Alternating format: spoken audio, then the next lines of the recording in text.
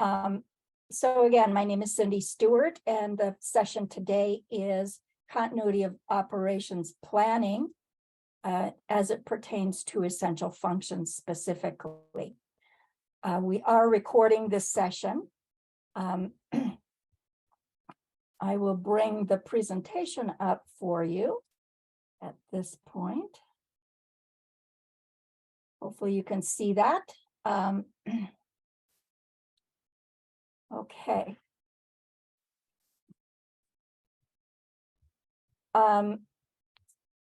Some housekeeping items. We do not have an access coordinator other than myself. So if you need access, if you have access needs, go ahead and just put it in the chat and I'll do the best I can.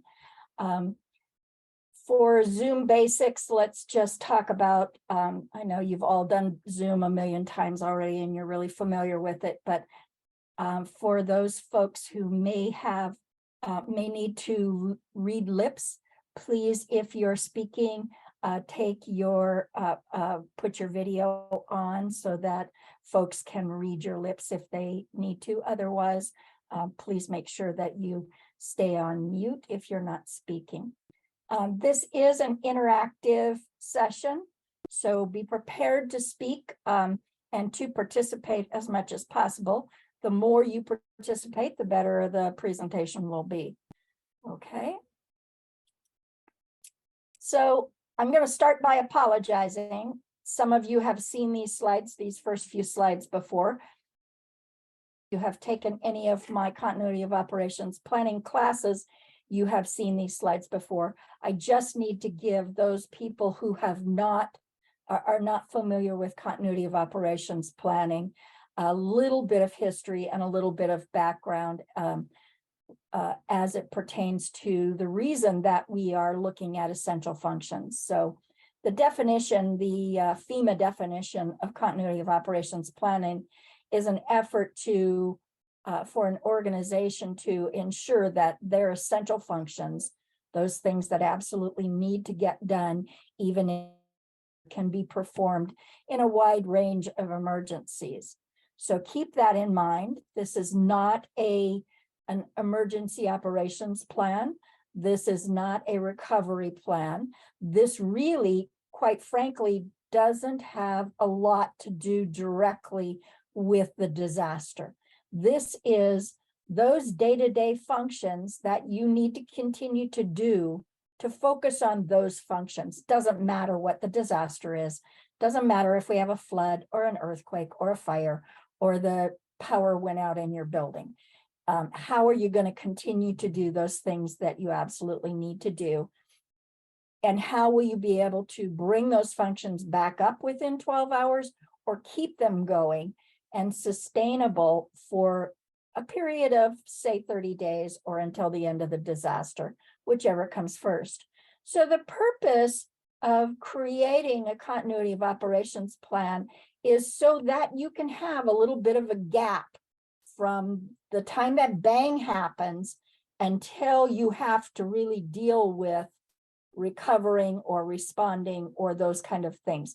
It gives you that opportunity to have thought through those functions that need to continue to happen, allowing management an opportunity to maybe secure a new building if we need to, maybe get more staff if we need to, maybe figure out how to get to our backup systems if that's the case.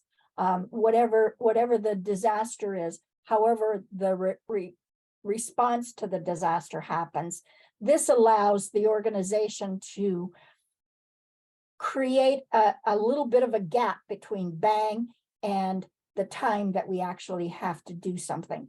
So it gives you the security that some of your essential functions will continue regardless of what the disaster is.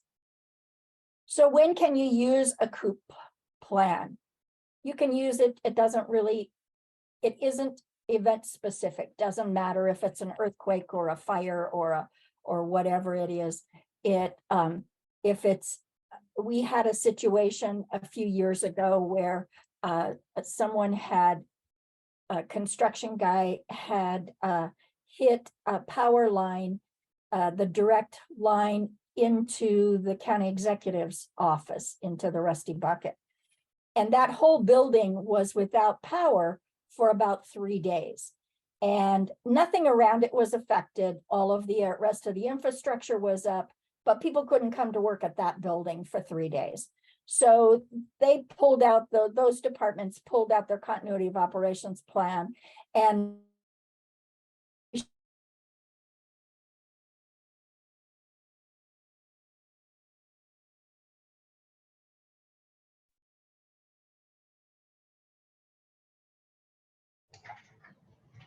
Hi, ma'am. I think you're losing audio a little bit there. I don't know if it's just me. I lost her as well. okay. Yep. Oh, great. You're back. About 20 seconds back. We hear you now, though. You can hear me now, though? Okay, my Yeah, but apologies. maybe about 20 to 30 seconds back, we lost you. Okay. So did you hear the story about the county executive's office?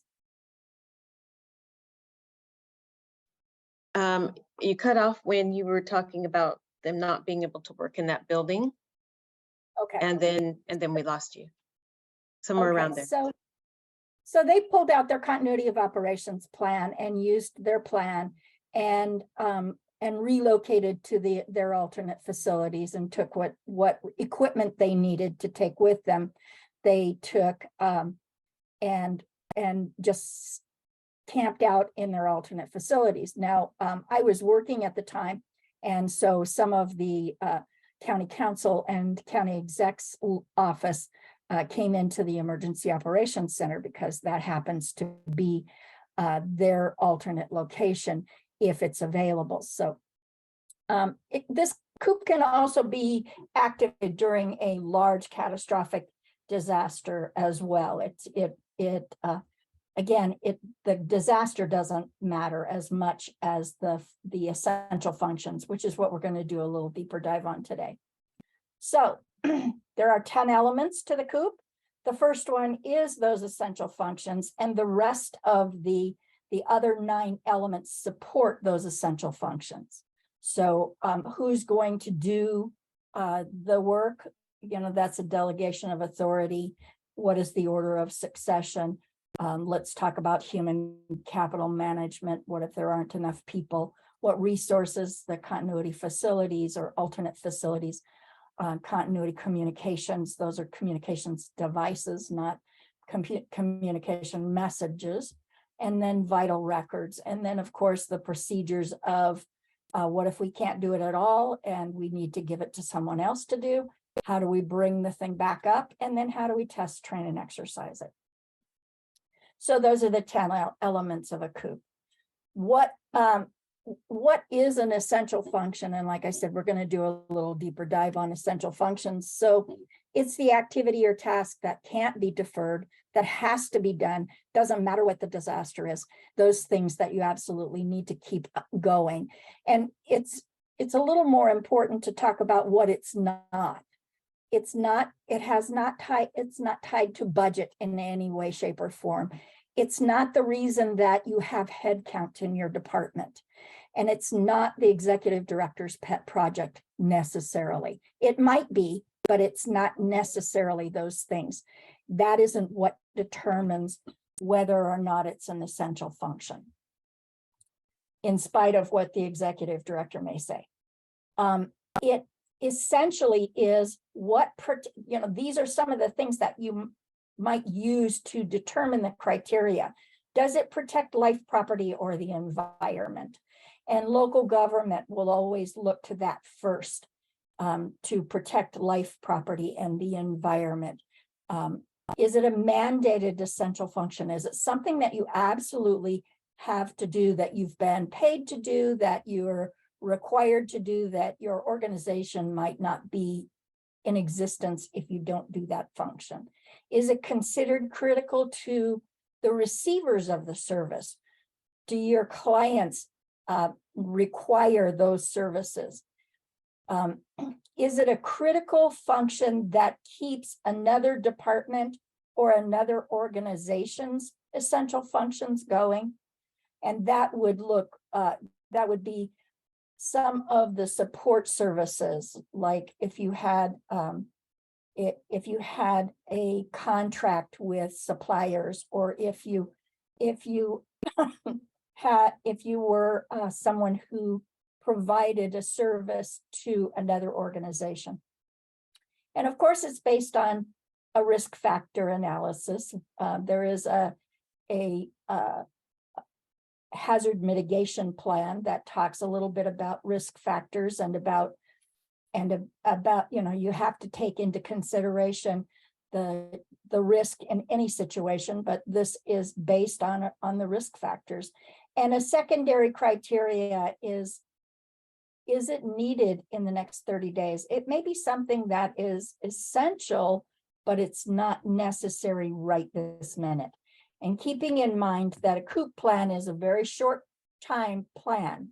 It's not one that's meant to be extended for 6 months or, until recovery happens, or it's only meant to be used until you come up with a longer term plan.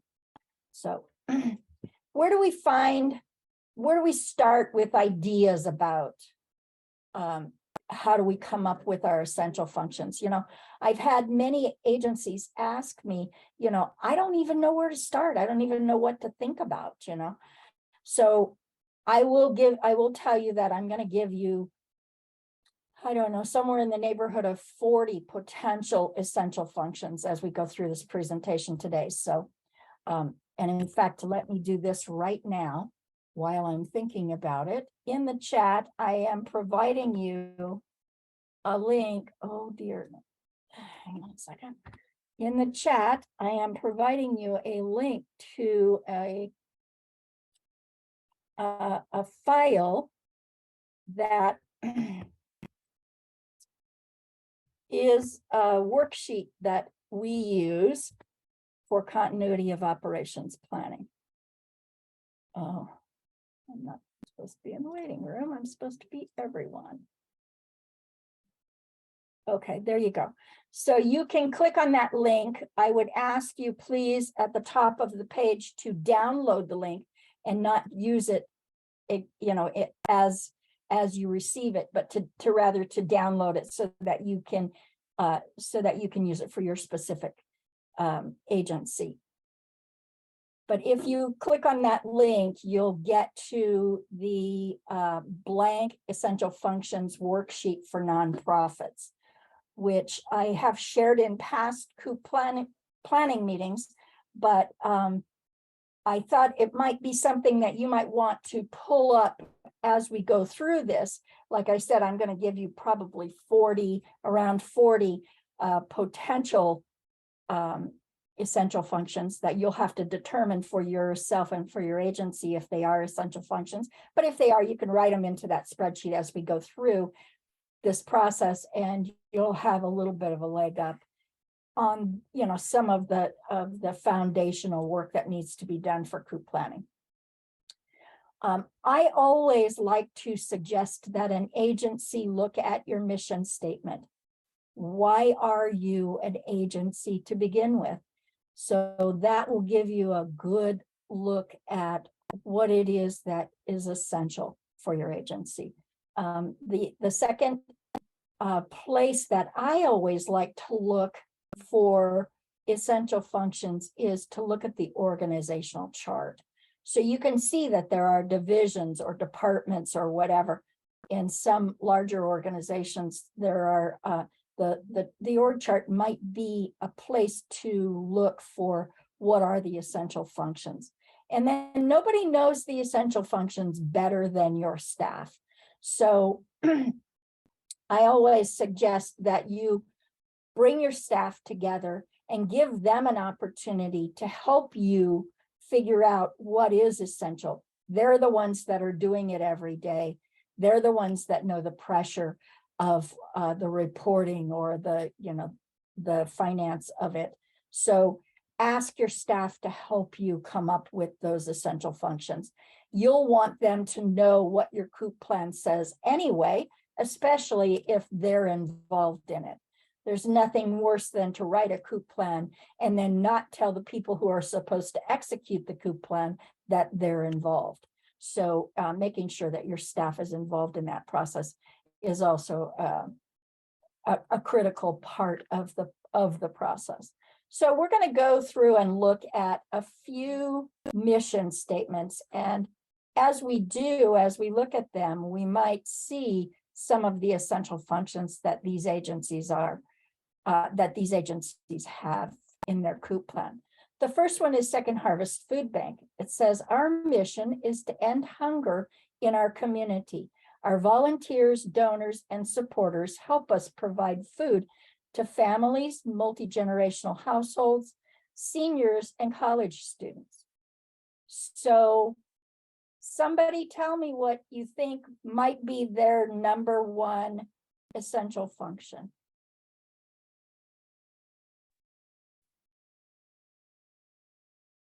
Well, to continue to find ways to provide food. So if it just depends on what the interruption was. So first I have to determine what the interruption was. But if the interruption had to do with trucks or delivery, that's one of their essential functions, is to provide food for families. So they would have to have some kind of plan around how they're going to get food if there's any disruptions. For example, I don't know, the trucks broke down, or I don't know, something like that. Sure. And then there's also, it says right in their mission statement, volunteers, donors, and supporters. So, making sure that they've got volunteers who can provide food to those families, making sure that they've got a place, if their building is, something has happened to their building, if they have an alternate location where they can provide food, if they've got an alternate means of providing food, maybe it's delivering food. If that's the case, then how would they deliver food? But it, their primary mission is to provide food. So their essential functions would primarily surround them with the thought of providing food. And also, if they also lost a major donor. So what are they going to do for funding? So that would be one of their critical functions, as it is in our work. Yeah. Yes, absolutely. The Goodwill works to enhance the dignity and quality of life of individuals and families by strengthening communities, eliminating barriers to opportunity, and helping people in need reach their full potential through learning and the power of work. This one's a little tougher. What do you think?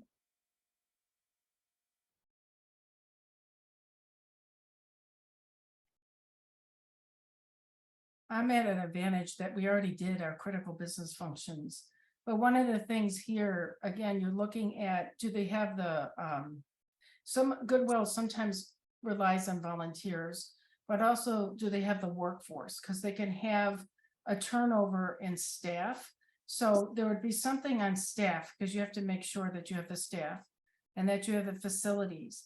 But the other thing is you have to get the donation. So if you all of a sudden people weren't donating, there needs to be some type of plan, critical function, that what do you do if you stopped receiving donations? So you'd have a plan around that, or to address that. One of the things that I've experienced with the Goodwill and other agencies like the Goodwill, but especially with the Goodwill and disasters, is the Goodwill, of being a large organization with many locations, can bring already sorted, already sized, already available items to a location, and then those donations that people may bring in a disaster, people tend to clean up their garage and donate things to the Goodwill that they maybe didn't donate when there wasn't a disaster. The Goodwill can then process those later on, but they don't typically bring the things that are donated right then to the event itself. They use those to backfill the other things that they do bring. So they bring clothes to a shelter, for example. They'll bring clothes of all different sizes, children's clothes, adults' clothes, shoes, jackets, blankets. They'll bring all those things in, but they'll bring them from another location, not one that's affected by the disaster. And then they'll backstaff, they'll backfill that stuff. But they are also, and I didn't know this for a very long time, but they are also a major employer of individuals who have difficulties in a job situation, so have specific needs as an employee.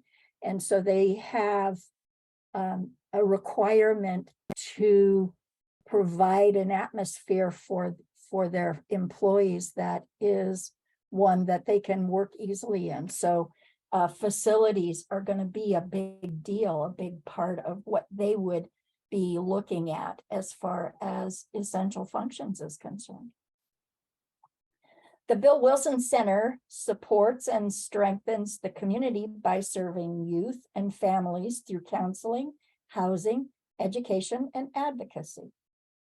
What do we think? Somebody else answer this time. Give Linda a break.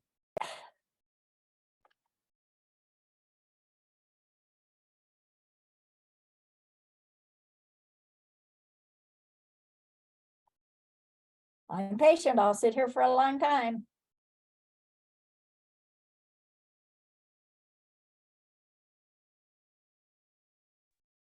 So for this, they'll have to figure out a place to have in order to continue on doing counseling for youth and families. So in Yeah. case of an emergency, I was keep thinking about the storms we had earlier this year. If their building was flooded, they had to find another temporary spot so they could continue on this advocacy for the youth and families. Yes, I can't imagine how stressful it could be to be in the middle of a disaster and then not be able to do counseling, as that is happening. That would be very difficult. So I would say that Bill Wilson Center probably has in their continuity of operations plan contingency for being able to do counseling in other locations.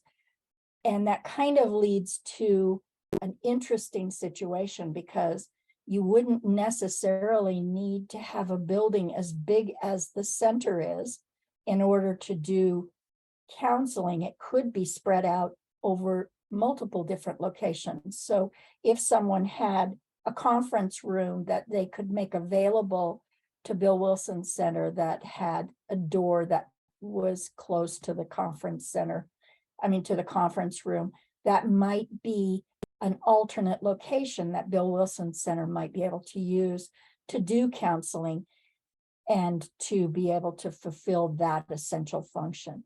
They also provide education, and is the education something that could be deferred for 30 days? I don't know that counseling could be deferred, but maybe their training program could be deferred for 30 days. So maybe that isn't an essential function.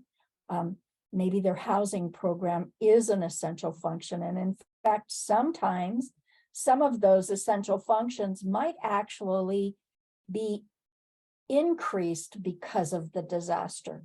In a housing situation, there may be more housing needed than is needed on a day-to-day basis.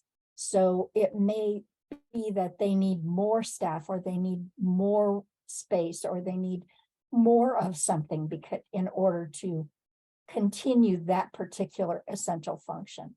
But counseling for sure. So the reason that I brought Bill Wilson Center up is because it has some uniqueness in that the counseling could be done in smaller spaces, multiple smaller spaces. The housing might increase, And the education may not necessarily be something that has to be done in 30 days. And of course, the advocacy, what is it that's needed to do that advocacy? That'll be more specific and a little deeper dive. This is just a general child care center, not necessarily one in your area, but our focus is to provide an encouraging educational experience to children that promotes social, emotional, physical, and cognitive development. Somebody else give me some thoughts about this one.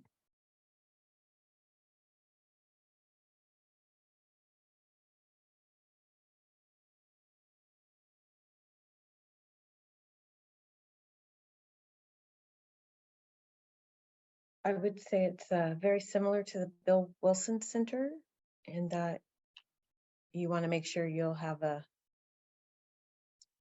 facility available if yours isn't going to work. And I apologize for I'm not camera ready.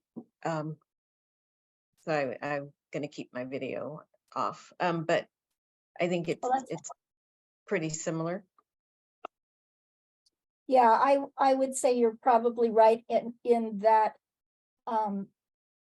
there needs to be a facility. The facility is going to be extremely important.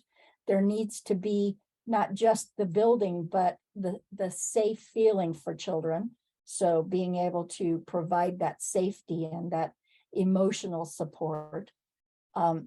Maybe some of the programs go away for a short period of time, but when children are in a disaster, our experience is the faster you provide normality to them, the faster they recover.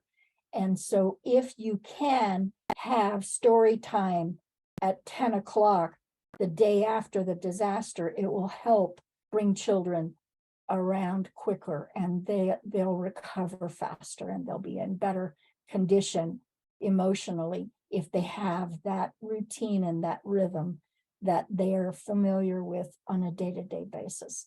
So those things may be even more critical in a disaster than than other agencies' issues might be. So, taking that into consideration. And then, of course, there's always all of the response stuff, which isn't COOP, but all of the reunification and the communication with the outside world, and making sure that those children are if you need to keep them overnight, if you have that you have those kind of facilities, and that sort of stuff. But that emotional care is huge. So the second item that a place to look was on a sample org chart. So I just brought this sample nonprofit org chart up to kind of walk through some of the possibilities.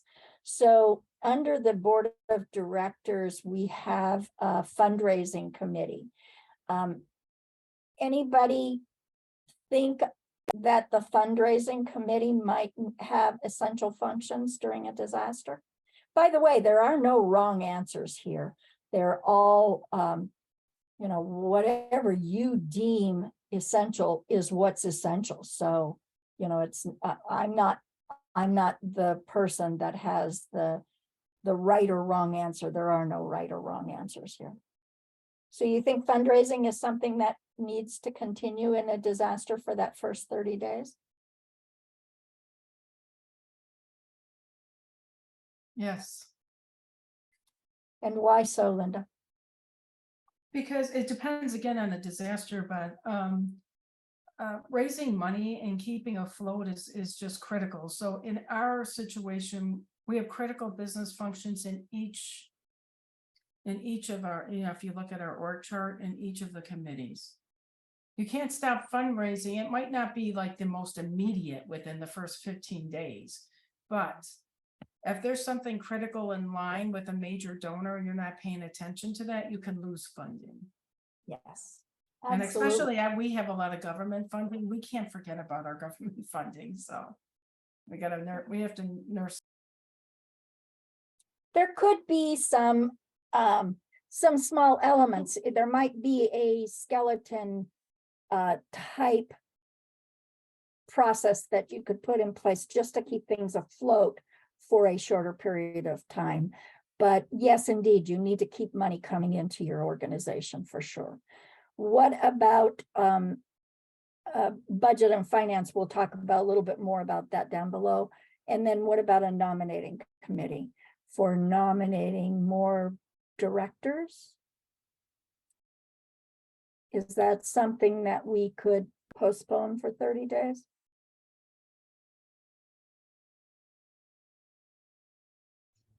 Yes, I think it's something that can be postponed in the first 30 days. Okay. Anybody have a different opinion on that? Thank you, Elizabeth. I just looked at your name on the list and I almost called on you just now. And then you spoke up.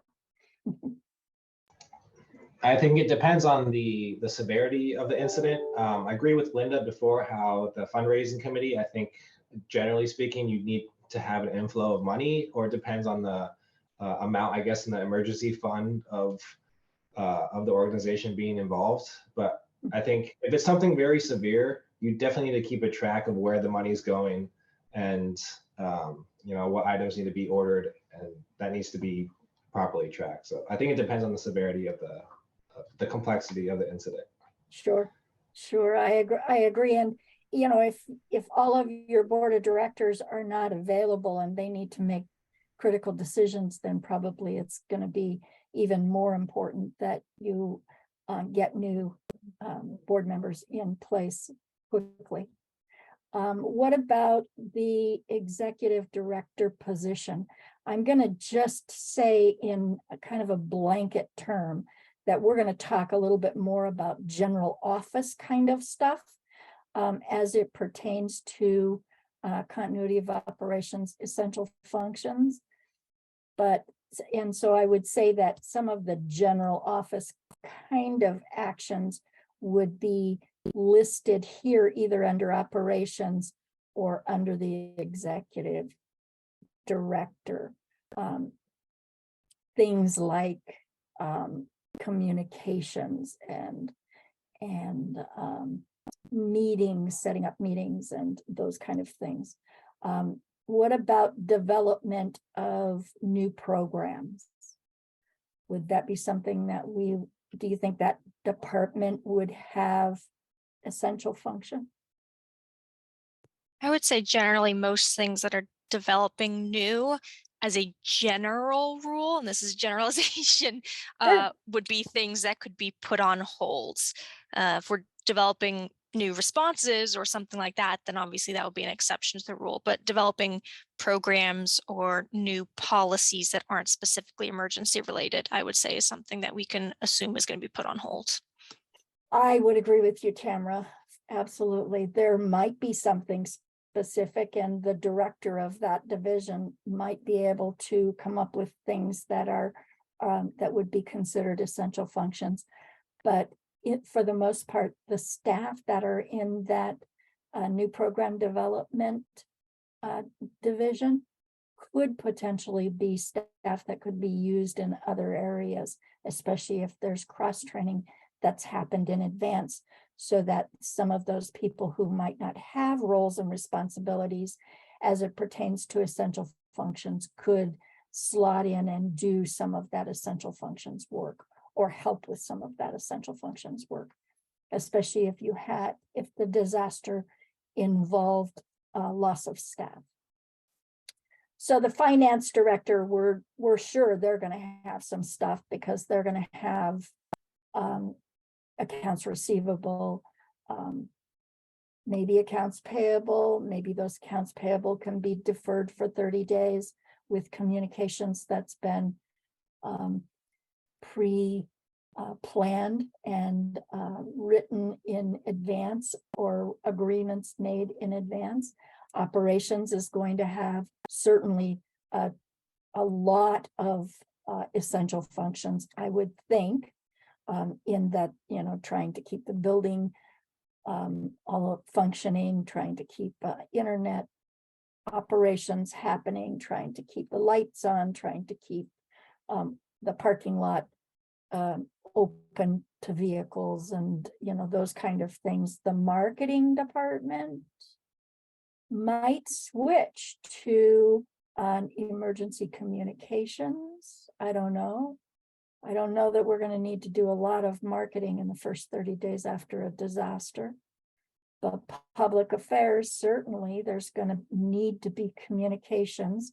If you're moving to another facility, you've got to have the ability to put a sign up on your original building with directions to your new building. You'll need to communicate with the public. You'll need to communicate with your city, with the county, maybe with your supporters, with your vendors, all of those kind of things. And of course, human resources is going to have their share of issues as well, payroll and that sort of stuff. And we'll go over some of those things as we go through some of the more general essential functions, potential essential functions. But you can see how you could use your org chart to just kind of, if nothing else, hand the instructions on how to do a continuity of operations plan or how to, actually have them watch this video even, and how to come up with their essential functions, and just give that to each of the assistant directors of each of those divisions and let them and their team determine what they see might be essential. And then, at least you can review it as and determine whether or not it should be written into the plan, and maybe go back to them and say, I don't know that this one's necessarily considered essential. One of the things you need to take into consideration is we're not talking about day-to-day stuff. We're talking about a disaster. In a disaster, maybe half your employees don't even come back to work. Maybe the disaster is such that they can't even get into the office. Maybe the disaster is such that there is no office, no building, that, there is no internet, there is no, so we're not talking about essential functions that are every day, throwing the mail, the magazines and junk mail in the trash. That's not the kind of essential functions that we're talking about. We're talking about essential functions that are going to keep your business alive. Okay. So now let's see. Like I said, I'm going to give you about 40 essential functions. This isn't going to be a complete list. So I'm hoping to do is, I've had a lot of people ask me, well, I don't even know where to start with essential functions. What do I even look for? How do I even figure out whether something is essential or not? And, it is a very subjective question to answer. So you'll have to decide some of those things. And I'm giving you this list as potential essential functions because some departments and some people that I have worked with in the past have deemed these essential functions. And so you'll have to answer the questions for yourself. Is this something that my organization does on blue sky days, on a daily basis, not necessarily on a daily basis, but when there is not a disaster? Is it something that's actually essential for my organization? And does it fit into that COOP timeline, that 30 days or until the disaster is over, whichever comes first? So these are some payroll tasks. I'm pretty sure that any organization that has staff is going to consider payroll. This is a kind of a no-brainer, part of their essential functions for their continuity of operations plan. So whoever it is that does your payroll tasks collecting timesheets and processing those timesheets? Is that a part of it? Or do you have it set up in advance that you will do the time, you'll give your staff whatever their paycheck was last pay period, and then work it out after the fact? Is all of your staff salaried so that you don't have to collect timesheets at the time of the disaster, and you could forego those timesheets for filing purposes and that sort of thing? Or is it a situation where you have to collect those timesheets in order to do that time? One of the things that we have gotten caught up in multiple times in some of the disasters that have happened in Santa Clara County over the course of the last several years is the fact that the county government is considered an operational area, and the borders of the county are considered the operational area. And when the state and the feds try to determine whether or not funding needs to come into an operational area, it is determined by a dollar amount of damage or issue that has happened. So if you have spent volunteer hours, for example, and your volunteers have done a tremendous amount of work, tracking that time is something that you'll probably want to do, but it's also something that the county will ask for later. How much damage have you, or how much expense have you had, in order to meet that threshold to receive then state and federal funding? Now, that state and federal funding doesn't necessarily flow down to the nonprofits, but it could. There is a possibility that you could, through a couple of different paths, receive some reimbursement, but primarily no reimbursement's going to happen if that operational area doesn't meet the threshold, the financial threshold for the disaster. So keeping track of those volunteer hours, whether you use them or not, is going to be advantageous either directly or indirectly to your agency. Contractor compensation. Do you have to pay your contractors every month? Do you pay them like you do employees? Can you compensate them the same way you compensated them the last period? Or, is there some, making sure, ultimately, you need to have your employees, and you need to have contractors if you've got them, and you need to have volunteers if you've got them to do those essential functions. So when you're thinking about your essential functions, think about who does those essential functions and how will you keep that staff on board, or how will you keep those tasks done if you don't have that staff on board. Tracking employee benefits like vacation time and retirement time and those kind of things. Some agencies have considered that an essential function. I would say that for continuity's sake, you certainly would want to make sure that you had the ability to accumulate that vacation time. You want to make sure if your employees are working through the disaster through that activated COOP plan, that they are compensated somehow. If they're salaried, sometimes agencies will put them on an hourly basis during a disaster just so that they can get compensation for any additional hours that they might work.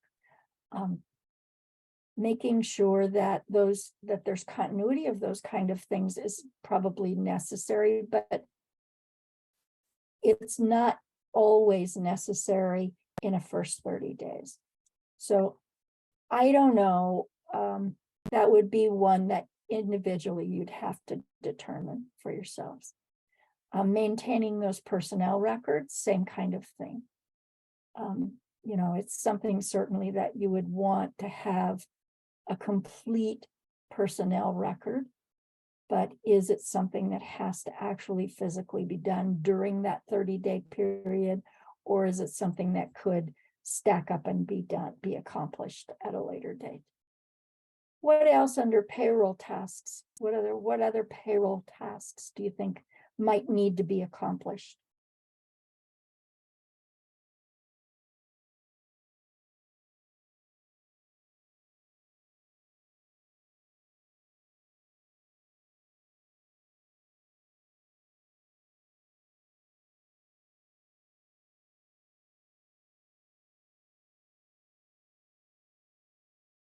How about making sure that those paychecks actually get to the employees?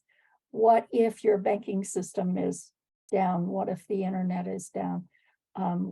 What if the power is out? If the power is out, there's a potential that those auto deposits into people's bank accounts might not be able to happen, at least not for a little bit.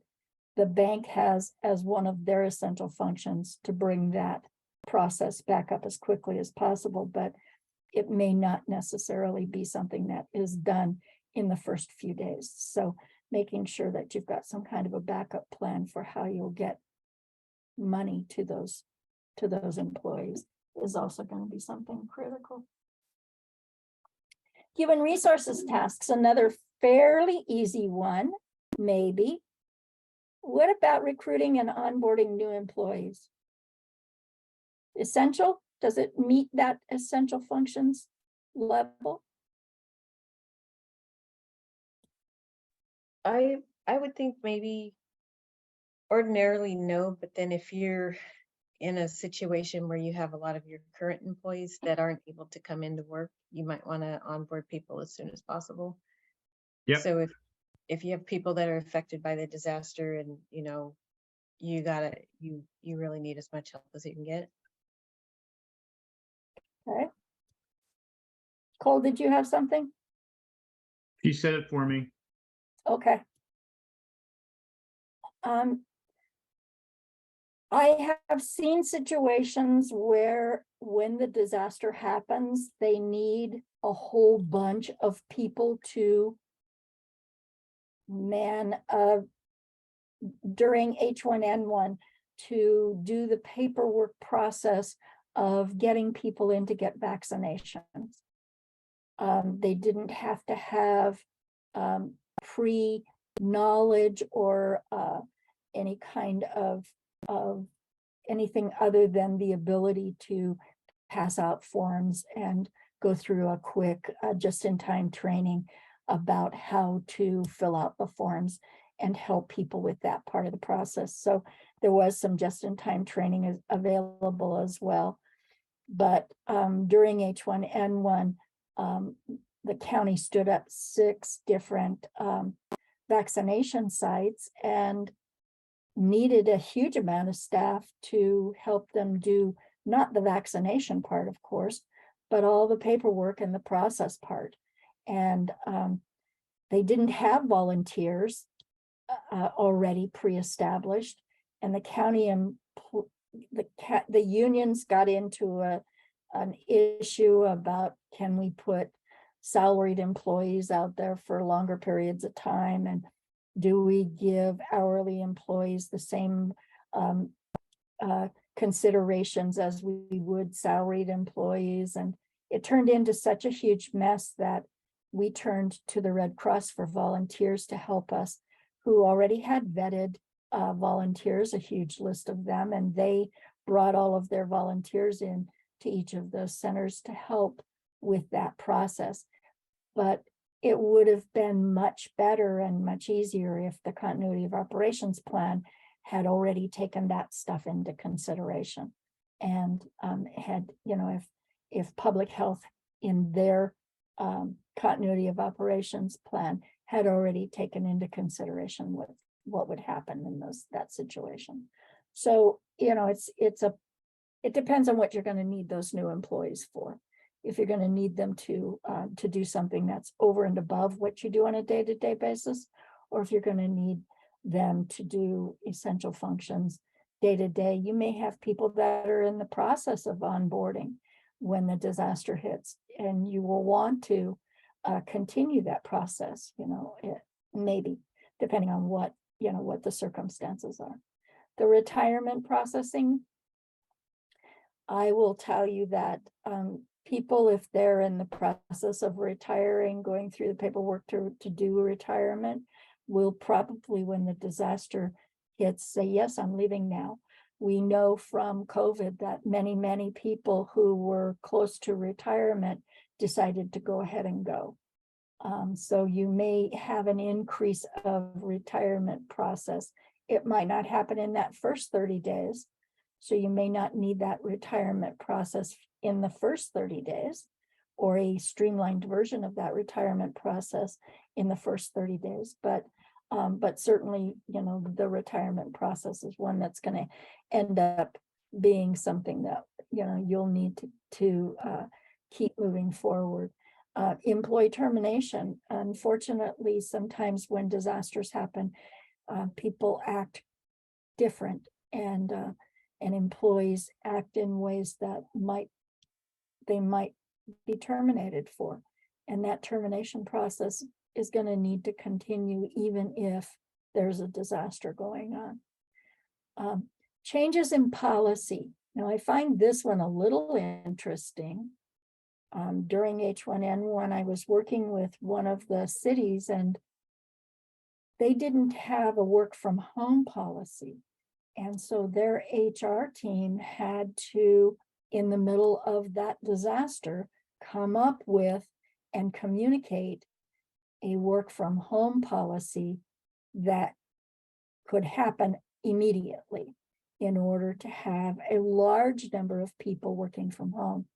Now, I think H1N1, I think COVID has given us the freedom to be able to consider that stuff and to be able to allow more people to work from home and to have more equipment to be able to work from home. I know, working with the IT department in that city, they did emergency purchases of a lot of laptops, a lot of VPNs, a lot of their staff was really busy going to people's homes and connecting them to, in and bringing them equipment and bringing them printers and, being able to set them up at home. And so they've got some of that stuff in place now.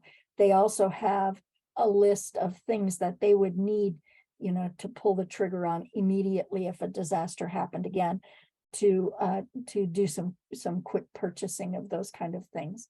So, the changing of policies doesn't necessarily seem like something that would be considered an essential function, but some of the fallout from that, if it's not in place in advance of the disaster, is going to create, making sure that those policies are clearly identified and clearly shared with the staff is going to be critical. It's going to be a critical thing as well. Did somebody have a question? I got a comment, Go ahead. Cindy. Go ahead. Another category of support besides Red Cross is the various CERT teams throughout cities. We were out helping clear the creeks of homeless.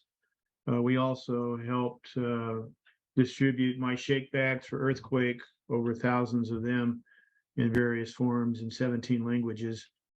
And contrary to the battle between the unions and the salaried, all city and county workers are DSW, disaster service worker, were required to be that way. And I know at least one member in the CE office of the county, that's the advisor to my Veterans Commission, was out there on a regular basis. So I found that conflict, instead of let's focus on the bigger concern here with the unions, focus, Yes. sad. Thank you. It's, you know, in my mind, I have always thought when a big disaster happens, you know, we'll all put down all of those little grudges and those little Yeah. niggly kind of things, and we'll all come together and we'll get arm in arm and we'll sing kumbaya and everything will be wonderful. And we've seen from COVID that that's not necessarily the case. Some of those little niggly things are going to come up, and you know, it's certainly not part of this discussion or part of this training, but it is something that you need to take into consideration. Absolutely. Let me just stick in here one more thing. Mhm. A couple of days ago, we had a great training with a nonprofit coming in to discuss all the nuances of FEMA and SBA loan paperwork and what you have to go through. And that would have been really useful, maybe as a resource for this gathering, because it can get really daunting. And it was really quite good. It was boring and dry and really necessary on the other side. So that's it for right now. Thank you. I know one of the, one of the more boring thoughts as it pertains to a disaster is the whole cost recovery and how do we get reimbursed for cost recovery. And there is a gentleman, Mike Martinet, who teaches a class that is several hours long. And in fact, I think he even can go into multiple days doing this training. And it is dry and it is boring and it is necessary, absolutely. And there are going to be situations where your essential functions are going to increase. You're going to need more staff to get an essential function accomplished because there's going to be more need for whatever it is that you provide on a day-to-day basis, whether it be food or whether it be transportation or whether it be emotional support, all of those kind of things. They could increase during a disaster. Your internal communications could increase during a disaster. If you have, an internal newsletter that you do or something to that effect, you may have a monthly newsletter that you produce, and maybe you just produced it just before the disaster. You have the means of using that device to do internal communications, and making sure that your employees know what's going on is going to be critical to the situation. It's difficult when employees don't know what's happening and they go to the media and say, well, my boss didn't tell me anything, or the company I work for didn't say a word. So what other human resource tasks can you think of that might need to be accomplished in a disaster? I would say one additional one is trainings that are required based on the disaster. Like specifically for COVID, we had training requirements for staff and reporting requirements for managers and such for that. So I would say that would be another essential function. And it's also, thank you for bringing that up, Elizabeth. It's also one that is often overlooked. Training, making sure that at least that just-in-time training is available, especially if the procedures are going to change in any way, shape, or form. Making sure that there is training available to people just to expedite that process and get, and even in a situation where you've got a blue sky day like today, and there isn't a disaster, making sure that you've got staff that are cross-trained to be able to pick up some of those essential function tasks and do them if there aren't employees available in that department. Those are going to be both critical, certainly. Something that falls into, oh, I'm sorry, did you want to move forward? Go ahead. No, go ahead. Something that falls into policy changes that kind of like remote working could be set up ahead of time, but isn't always, is standby pay. Yes. We had facing that people who aren't normally, they're not duty officers, they're not managers, who have standby, trying to figure out how they're going to get paid. And then if they're on standby, and so they're told don't come into work because you might need to work overnight and we don't want you working 24 hours, and then they're called off, do they get paid for anything as they just took the day off, but obviously some of them need to pay bills still. Yeah, we certainly don't want to be making those decisions in the middle of the disaster. So wherever possible, wherever we can, write those policies, share those policies, and take those things into consideration on blue sky days. That would be certainly the preference. Absolutely. And what a great, that's good that you have come up with a process for how will we pay people if they're on standby. And, we already know in advance and they already know what's going to happen for them. So that's really critical. As it pertains to some finance tasks, paying the bills. Are there bills that can be held off for 30 days?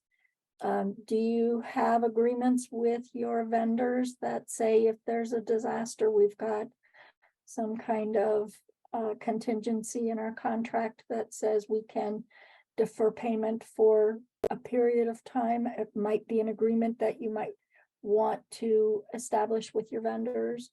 That sort of thing certainly has happened in the past. Just like the fundraising stuff, that accounts receivable, we got to make sure that money continues to come in. So that's going to be that whole process is going to be critical, that there are still funds coming in so that you can pay that staff and do those expenses and that sort of thing. So having that whole accounts receivable process put into your essential functions is probably something that you should consider. Managing your financial reporting. I know that many organizations are funded through the city, through the county, through the state, through a government entity somehow. Will they allow you to not send in that report that needs to be sent in because you're in the middle of a disaster? I know State Social Services has been in a position in the past where they have allowed agencies to defer the reporting until after the disaster. And they'll tell agencies in the disaster that they're going to do that you can defer your reporting for 90 days or whatever. But if that's not the case, how will you do that financial reporting? I think you need to write it in as an essential function, if for no other reason, just to ensure that you don't have any gaps in your data. There are lots and lots of charts that have big gaps in them from when COVID first hit, and information wasn't gathered the same way because people weren't available to do that. So what is it that's essential to you to be able to continue that data gathering as well as that reporting? And then of course, finance is potentially going to have to do that paycheck distribution. If that process has to change, or they may need to assist somehow, even if it is drive paychecks to people's homes. I don't know. Office administration tasks, just that general office stuff. I had a really interesting conversation with one of the cities that I was working with, I was doing continuity of operations planning with them, and I was talking with the clerk of the board, and she told me we have to physically pick up the mail, even in the middle of COVID, when we shouldn't be going out and we shouldn't be going into the buildings and everyone was supposed to stay home. There was still information in the physical mailbox that needed to be dealt with, that was critical, that was life-threatening stuff. So she felt that it was very important that picking up the mail, the physical mail, be considered an essential function for her department? I don't know, you might not have that same thing. You might be able to pick up your voicemail remotely. You might be able to do your email from home. Making sure that those communications can still happen are might be critical, might not, depending on your department, depending on your agency, depending on, what, if you've only got 2 people and you've got 15 essential functions, you might have to prioritize those, and picking up the mail and answering voicemails and emails might fall off the edge of the plate. I don't know. Meeting coordination. Which meetings are essential? Are there going to be other meetings when the disaster strikes that are going to need to happen? Is there going to need to be someone available to coordinate a meeting of the minds of all of the upper management to determine what to do in this disaster, how to respond to this disaster? Will they need to be able to get on Zoom or get on some kind of media device that can help them communicate with each other and have a meeting, or are they going to need a meeting room to be able to meet face to face in? Updating items for executives' calendars. If that isn't done, probably nobody's going to die, but it could be a fallout that might have longer reaching tentacles. It might make workload more difficult for a longer period of time.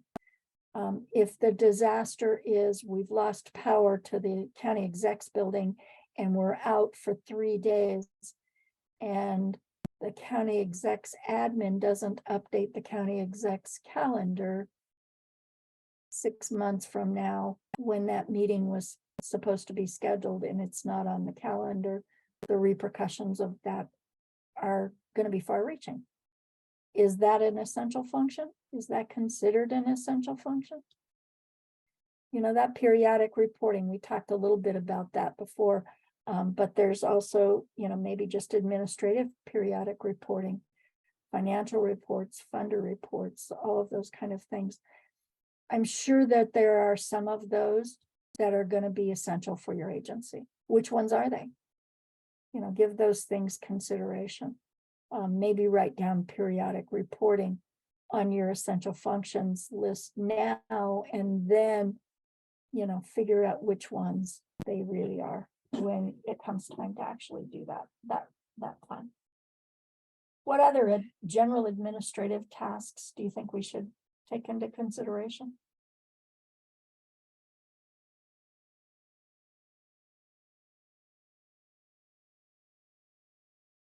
Anything? We've got more. There's facilities tasks. Securing the building, making sure that the badging system is working. That's going to be an essential functions task of operations or whoever does your facilities, right?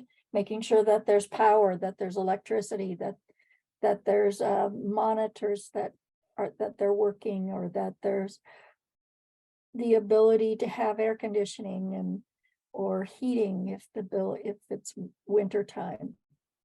Something very interesting that happened during COVID. I was working with one of the cities who their trash process, picking up the trash in all of the offices throughout the city, was disrupted. And the trash started building up outside of the buildings. And the department that was responsible for picking up the trash ended up having to hire additional staff in order to keep that function going, because those offices that were still working had to have the trash taken out. And it, I mean, you certainly don't want trash building up outside of your office. That brings a lot of other unwanted issues. So something as simple as making sure that the trash gets taken out, or making sure that there's toilet paper in the supply closet. Those are, things that we don't even think about sometimes on a day-to-day basis, but in a disaster, if that process stops, the repercussions of it could be far-reaching. How about fleet maintenance tasks? Making sure that the vehicles that we're using are fueled. Do we have to have them clean? Do they have to be clean during a disaster? Might be able to get away with not having them cleaned on the same schedule, but certainly we've got to track their usage. If somebody's taking out an agency vehicle, we need to know who it is and where they're going with it. The maintenance of those, that facility where those tasks are being done, that building needs to be taken into consideration, and making sure that they have what they need, making sure that they've got the supply of parts to do repairs. If you've only got one vehicle and it's going to have to do some essential functions, and you can't get the parts in for it, then what is your contingency plan for that? How will you do that essential function if you don't have that agency vehicle to do it in? IT and systems maintenance. I know, talking with one of the cities during COVID, they said that their help desk, they needed 3 times the number of people to man their help desk, which means they needed more phones and more people knowledgeable. And so they had to do a lot of just-in-time training to be able to help people who were working from home and couldn't figure out how to get on the VPN to get into the files, or whatever the situation was. Updating the infrastructure and the software. Some of that might be able to be deferred for 30 days, but some of it is going to be absolutely critical. I know one of the agencies that I was working with didn't have the capacity to use Microsoft Teams until COVID hit. And so getting that software in place for everyone to be able to get on Teams meetings was a critical part of what IT had to do during that disaster. Troubleshooting technical issues, of course, they do that every day, but the technical issues are going to increase when the disaster hits. So they're going to need more staff. They're going to need to be able to support staff who are working remotely in a much bigger way. Taking that into consideration, thinking about your IT department and who could I go and help somebody set up their computer in their home? Do I have that knowledge? Would I be able to get that knowledge quickly and easily? Are there manuals or instruction sheets that I might be able to pass out to people? Do people take printers home? Do they have that capability, or do they print through VPN and it goes into the printer in the office and they just don't have access to it? Do people even print things anymore? If you don't print stuff, then who cares? Then maybe that's not an essential function for your agency. Right? Procurement tasks. So one of the questions that I have in my COOP planning process when I'm writing a COOP for an agency is, have you checked with all your vendors to make sure that they are sustainable enough to be able to provide you with the supplies that you're going to need to do your essential functions? I would also say to you, are you dependent on essential functions tasks? Are your essential function tasks dependent on a certain form or a certain piece of paper that is, a report or a certain something like that?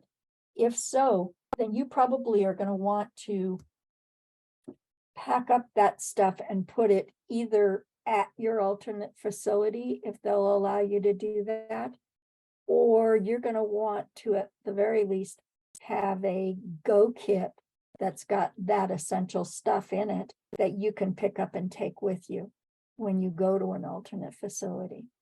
But some of the, we talked about, making sure that there's paper towels and toilet paper and that there's kitchen supplies.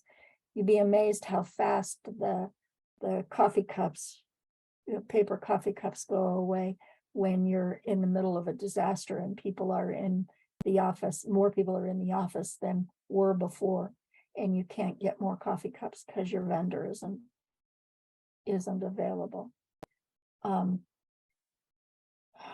Procuring that computer equipment, the counties or the city's IT department that I was working with decided after COVID that they would put in place a process where when they buy new computers, new laptops for staff, that the old laptops not be recycled, but that they be kept.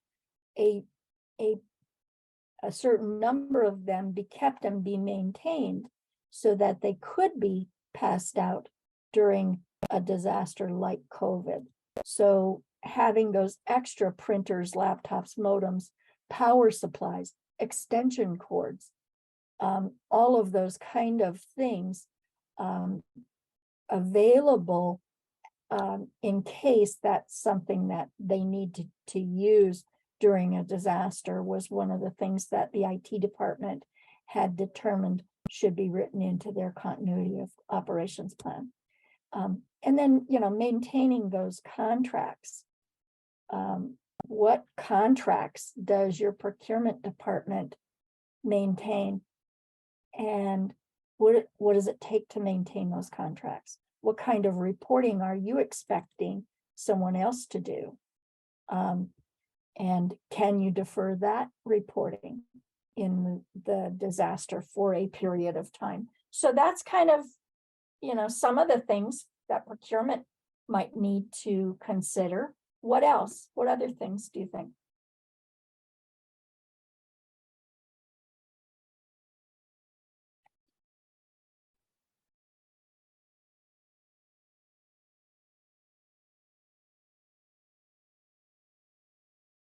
Maybe transportation?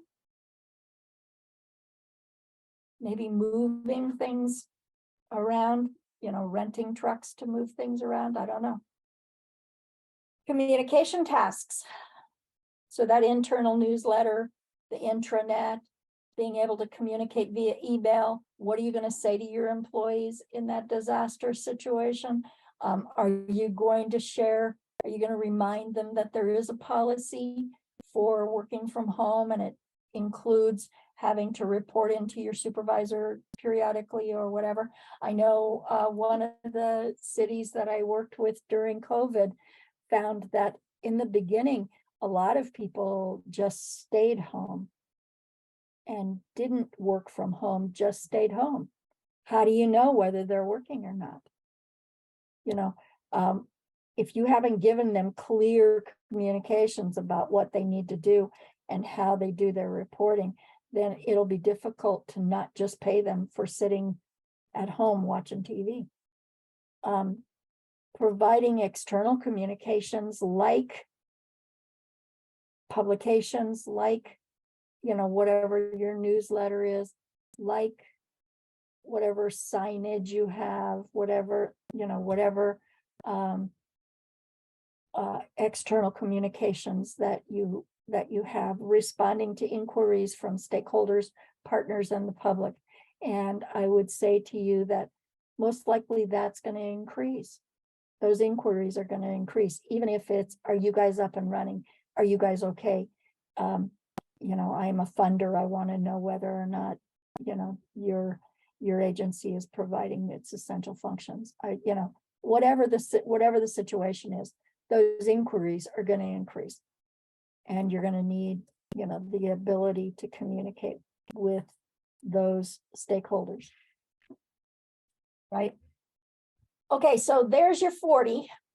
This presentation will be on our website in the next couple of days, cadresv.org. And you'll be able to take a look at that list, you know, copy that list and put it into your own essential functions template. You received the template. Now write, you know, and in that template, I always suggest that you write down all of your functions and a brief description of each of your functions so that you can then sort out which ones are essential and which ones are not. There might be some that you don't need to write because you know that you're not going to have to do that. But for the most part, you know, it'll be interesting to at least give the person that does that task the ability to determine whether or not it's going to be essential. You might want to break it into levels of essential as well. I like to, when I work with large agencies, I like to ask them to write down all of their essential functions, or to work with them to write down all of their essential functions. But then what if we could only do half of them? What if the disaster required us to, or allowed us to only be able to accomplish 50% of them? What are your tier 1 essential functions? And then if you can get all of those done, what are your tier 2 essential functions? So making that kind of a prioritization of your functions could be important depending on the size of your agency and the number of essential functions that you have. But certainly analyzing all of those functions and determining what you're going to need for those functions, what kind of staff you're going to need for those functions, what kind of training that staff's going to need to have, what kind of facilities you're going to need for those functions. I know Cadre is a fairly small agency. If we were in a situation, and we're mostly remote, in fact, I am coming to you from Vancouver, Washington. But if we needed to have an alternate facility, my kitchen table is available and I could put 4 or 5 people there, you know, and I've got a VPN capabilities, internet, that sort of thing. So, you know, if I had to, we could bring Cadre here, you know. Determine what resources are going to be needed for all of those, for each of those functions. So this, like I said, this presentation will be on our website. Do we have any questions, thoughts, concerns, issues around essential functions? We do have, we are funded through grant funding to do these kind of trainings, and this is how we get paid, and can bring these kind of trainings to you for free. So one of the requirements of the grant is that we provide a survey to you for you to complete so that they can look at it and determine whether or not this is a viable training for them to continue to fund. So I would certainly encourage you, when you get out of this Zoom session, there will be up. It's very simple. I think there's only 7 questions, something like that. We don't need to know your firstborn or anything like that. Pretty easy. Just click through. It'll only take a few minutes. So Tamara says, hi to everyone. The link here worked for me, but didn't look like anything downloaded. Just an FYI, in case people are thinking that the link didn't work, it might not be working on your end, but for me, I clicked it, it did work. It just didn't pop up as like, oh, you've downloaded something. So Oh, okay. Okay, good to know. Yeah, thank you. Thanks for sharing that. Yeah, like I And said, same with me. I just wanted to say mine didn't come up as a normal download notification. It on my particular computer, it came up in the right-hand section under the download icon. okay. And that's unusual for my computer, so somebody else might have that same issue. I noticed this morning when I went to look for it myself, it did the same thing, and there was a little list up in the top right corner of my screen where the download actually was residing. I clicked it like 5 or 6 times, then I had lots of different copies of it before I realized that. So Yeah, I same. will email it to everyone on this list. If you've given me your email address, which was part of your registration, I will email a copy of it to each of you. Okay. So with that concludes this presentation. If you are interested in participating in Cadre as a Cadre member, it is free to do so. You can click on this QR code. You can take a picture of this QR code and it will direct you to the membership application form, which is, again, a very simple form. We don't have any real requirements of members at this point. We are tracking members in order to be paid through grant funding for training members and for having members involved in this process. It certainly is an advantage to you with no downside. And like I said, it's all free. So if you are interested in being a member of Cadre, take a look at the Cadre membership. If you have any questions, you certainly can call directly or contact any of us. All of our emails are first name at cadresv.org. And like I said, there's only a handful of us. So Marcia, Lynn, myself, Savannah, Thomas. If you have questions, certainly give one of us reach out to one of us and we can help you. In the meantime, I thank you for your time. And if you have further questions about essential functions or about how to do that or how to use the spreadsheet, the workbook is actually not just about essential functions. It is a complete worksheet for all of the elements for continuity of operations plan. If you were to fill out that whole workbook and put a couple of extra words in there about what the executive's commitments are, you'd probably have a fully functional COOP plan. But the first tab certainly pertains directly to that foundational essential functions list. So enjoy that spreadsheet. If you have any questions, certainly give us a call and we'll do what we can to help you.